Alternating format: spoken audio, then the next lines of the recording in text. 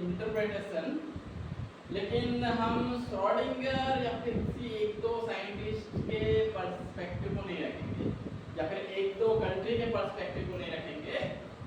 तो आज मैं स्टार्ट कर रहा हूँ जो पर्सपेक्टिव डेविड बोन ने पेश किया था, जिसको हम आगे चल के जनरलाइज हुआ वो फाइनाइट वेव थ्योरी के नाम पे, मतलब लोग उसको उस के तरीके उस पर्टिकुलर नाम से समझते हैं। तो पहले मैं टाइम को ही कैलिब्रेट कर देता हूँ।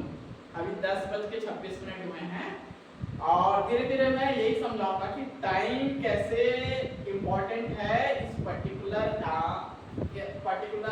क्वांटम मैकेनिक्स या फिर किसी भी मैथमेटिकल डिस्क्रिप्शन या किसी भी फाउंडेशन को एक्सप्लेन करने के लिए। तो स्टार्ट करते हैं। मैं कहीं से भी इधर उधर से नहीं पेश करूंगा, मैं एक्चुअल पेपर की बात करूंगा, जो रिसर्च पेपर जो पब्लिश हुए हैं। ओके, तो ये पेपर पब्लिश हुआ था ईयर 1952, वॉल्यूम 85, पेज PP 166-193 के बीच में है।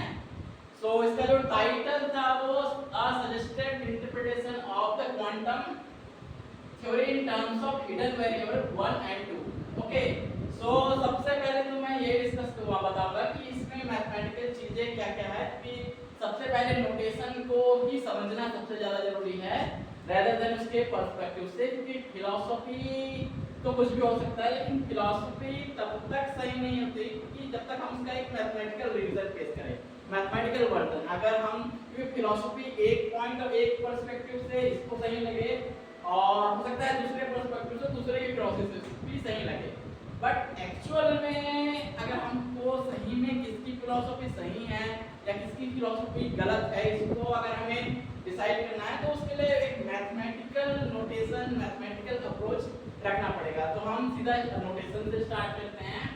यहाँ पे xt मतलब particles position, the actual position of particle at time t, मतलब जो पार्टिकल का पोजीशन, एक्चुअल पोजीशन क्या है किसी भी समय पे। जैसे कि मेरा अभी टाइम 10:25 में कैलकुलेट किया था थोड़ी देर पहले, तो अभी थोड़ा 1 मिनट निकल गया होगा। तो मेरा जो पोजीशन है 10:25 को अगर मैं मैथ्स डिसाइड करता हूँ कि इस समय मेरा पोजीशन क्या है, हो सकता है ये रूम के कोऑर्डिनेट सिस्टम हो, यहाँ पे मैं खड़ा हूँ आपके सामने, तो अभी हो सकता है मैं सेंटर पे हूँ, मैं अपने आप को मूव कर रहा हूँ, तो मेरी जो ट्रैजेक्टरी है मतलब मेरा जो लोकेशन है वो चेंज हो रहा है। तो मैं भी एक पार्टिकल ही हूँ अभी के लिए, एक एक्सटेंडेड पार्टिकल, मतलब एक पॉइंट नहीं हूँ, मतलब मेरा एक डायमेंशन है, हाइट है, वेट है, सब है। तो अगर मैं मूव होता है घूम रही हूँ इस रूम पे, तो मेरी जो ट्रैजेक्टरी है वो चेंज हो रही है। तो अगर मेरे पोजीशन को अगर कैलकुलेट करने की कोशिश किया जाएगा तो xt मतलब इस पर्टिकुलर xt से एक फंक्शन बनाएंगे। फंक्शन का मतलब सिंपली है कि एक मैथमेटिकल नोटेशन कि हम एक मेरे पोजीशन को, जैसे कि अभी अगर मैं सीधा अगर चलता हूँ तो मेरा जो फंक्शन बन जाएगा वो स्ट्रेट लाइन बन जाएगा। अगर मैं कर्व में मूव हुआ तो मेरा जो फंक्शन पैराबोलिक बन जाएगा। और हाइपरबोला लॉट्स ऑफ पॉसिबल वो उसका एक ज्योमेट्रिक शेप होता है, एक ज्योमेट्रिक इंटरप्रिटेशन होता है, एक मैथमेटिकल टर्म्स होता है। तो xt ये पोजीशन हो गया। उसके बाद dx/dt, सो ये rate of change of something, मतलब जैसे कि मैंने अभी रेट ऑफ चेंज ऑफ को समझने के लिए हम बाइक चलाते हैं तो एक स्पीड में, मतलब हम 10 मीटर पर सेकंड की स्पीड से चलते हैं, अचानक साइकिल वाला दिखता है, फिर लगता है कि अरे ये तो गलत हो गया, हमारे पास बाइक है उसके पास साइकिल है, हम स्पीड अप करते हैं। फिर हो सकता है एक कार दिख जाए और कार परेशान कर रहा है, बाइक का स्पेस अभी भी कम है, कार का स्पेस ज़्यादा है, तो हम फिर कार को भी ओवरटेक करते हैं 40 किलोमीटर पर सेकंड पर आवर जो भी है, देख लेना बहुत आराम से, वो यूनिट के ऊपर है।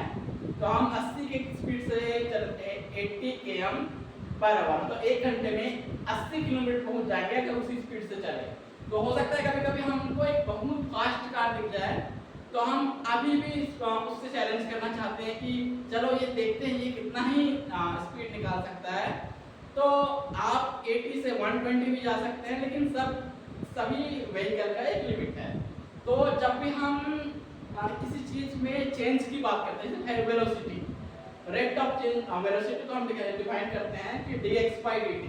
तो dx by dt एक डेरिवेटिव है, उसको हम डिस्कस करेंगे कि वो एक्चुअल में क्या है। लेकिन वहां पे हम ऊपर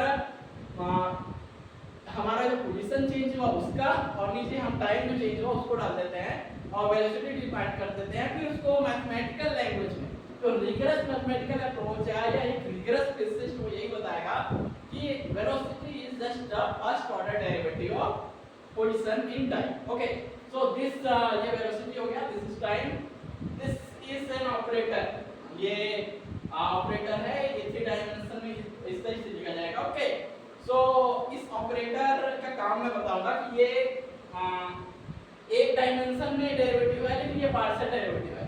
पार्शियल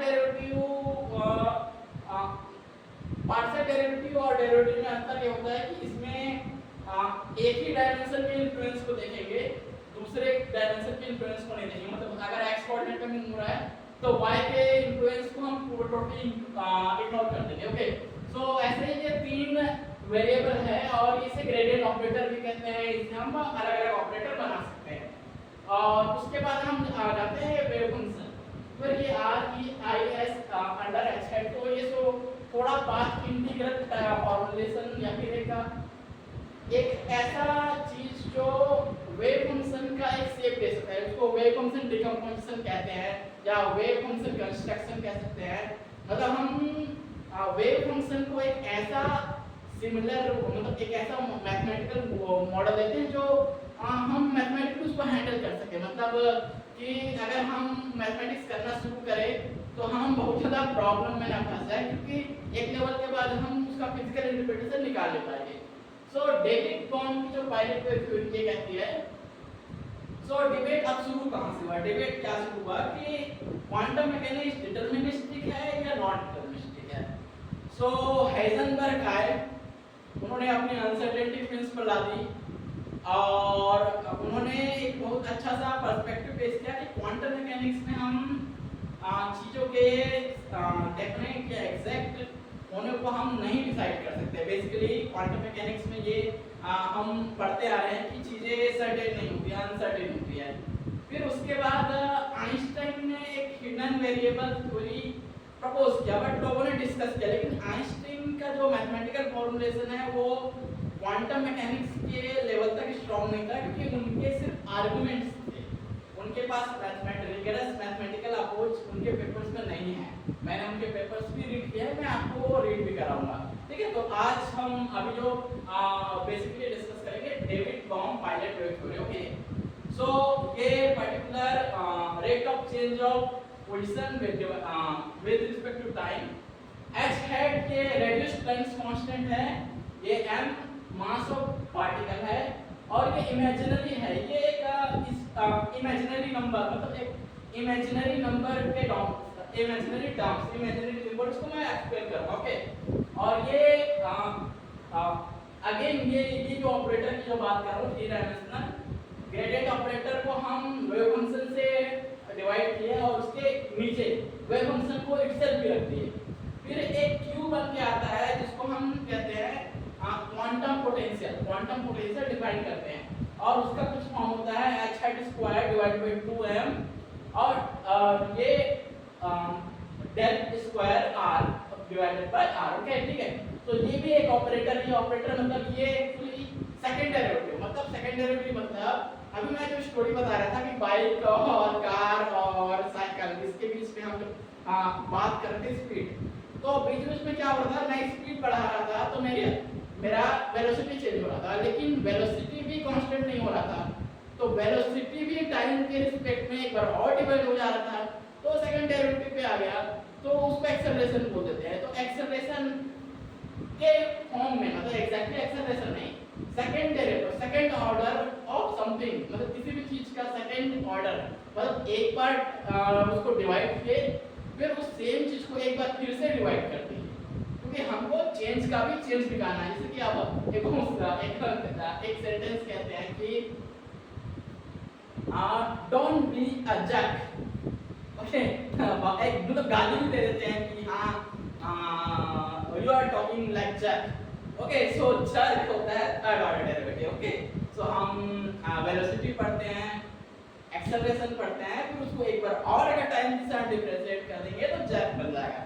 सो बेसिकली अगर इंसान मरता है ना तो वो एक्सेलरेशन वेलोसिटी के कारण नहीं मरता, वो जर्क के कारण मरता है। बहुत डिटेल से पढ़ना, मतलब जर्क का ही जो क्वांटिटी है वो उसके एक्सीडेंट में डिसाइड करेगा, क्योंकि वो एक्सेलरेशन तो गेन कर लिया लेकिन वो अब एक्सेलरेशन को भी एक हाई लेवल पे चेंज करना चाहता है कि बहुत स्पीड से मतलब बाइक अगर फार्मूला 1 रेसर है वो लोग 200 की स्पीड से बाइक चला लेते हैं, लेकिन वो जर्क की तरह नहीं चलाते, उनको पता है कि एक्सेलरेशन को भी कैसे चेंज करना है। लेकिन नॉर्मल जो लोग होते हैं वो भूल जाते हैं कि एक्सेलरेशन को भी अगर टाइम के साथ चेंज किए तो वो थर्ड ऑर्डर डेरिवेटिव आ जाएगा, थर्ड ऑर्डर डेरिवेटिव का भी मैग्नीट्यूड बढ़ जाएगा और जर्क क्रिएट हो जाएगा। जर्क सीधा बॉडी को इंपल्स देगा और डेथ होगा। तो मैंने first order derivative, second order derivative और थर्ड ऑर्डर डेरिवेटिव को सिंपल शब्दों में बताया। अब आ जाते हैं डेविड बॉम के इस फाइनाइट वेव थ्योरी, और मैं सिर्फ रिसर्च पेपर के बेस पे ही बात करता हूँ, सूडो साइंटिफिक बातें नहीं करता हूँ, ठीक है। तो